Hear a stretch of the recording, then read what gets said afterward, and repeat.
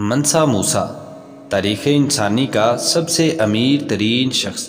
یہ شخص اتنا امیر تھا کہ Bill Gates, Elon Musk, Jeff Bezos, Tata Ambani, ان سب کی نیٹ ورتھ ملا کر اس اکیلے کے پاس اتنا پیسہ تھا۔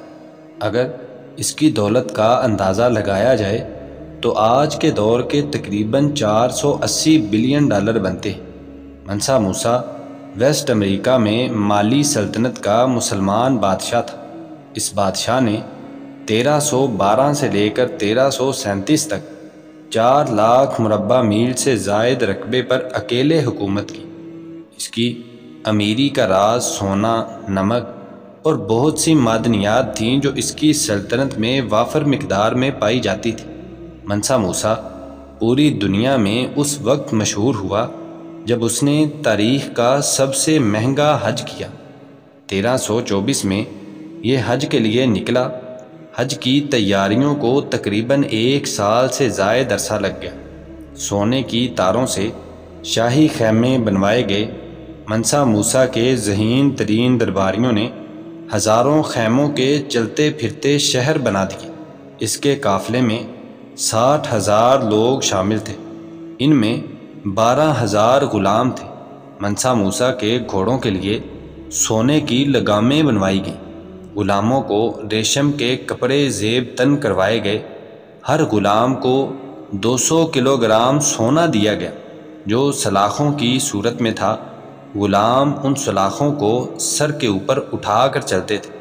قافلے میں سونا اٹھانے کے لیے 70 اونٹ تھے اور ہر اونٹ پر 140 کلو گرام سونا تھا۔ ابن خلدون جیسے تاریخ دان لکھتے ہیں کہ جہاں بھی منسا موسیٰ کا قافلہ پڑاؤ کرتا تھا وہاں ایک پورا شہر آباد ہو جاتا تھا۔ راستے میں جو سوالی، فقیر اور حاجت مند ملتا اسے کھانا دیا جاتا، بہترین کپڑے عطا کیے جاتے اور سونے کی 2 سے 5 ڈلیاں بطور خیرات بھی دی جاتی۔ 4000 کلومیٹر کا یہ سفر راستے میں آنے والے تمام ممالک کے لیے خوشحالی کا ذریعہ بن گیا۔ وہ جس شہر سے بھی گزرتا وہاں کے حاکم، منتظمین اور تاجروں کو سونے سے مالا مال کر دیتا۔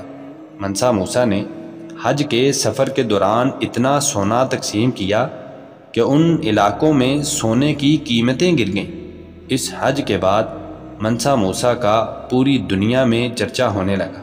منسا موسیٰ نے اپنی سلطنت میں کئی بڑی بڑی مسجدیں، بلڈنگز اور یونیورسٹیز بنوائیں۔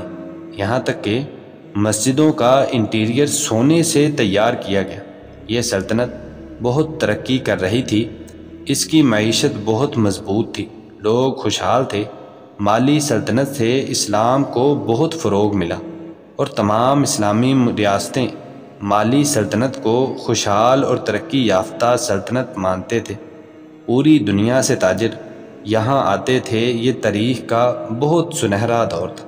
آخرکار 25 سال حکومت کرنے کے بعد منسا موسیٰ کی ڈیتھ ہو گئی۔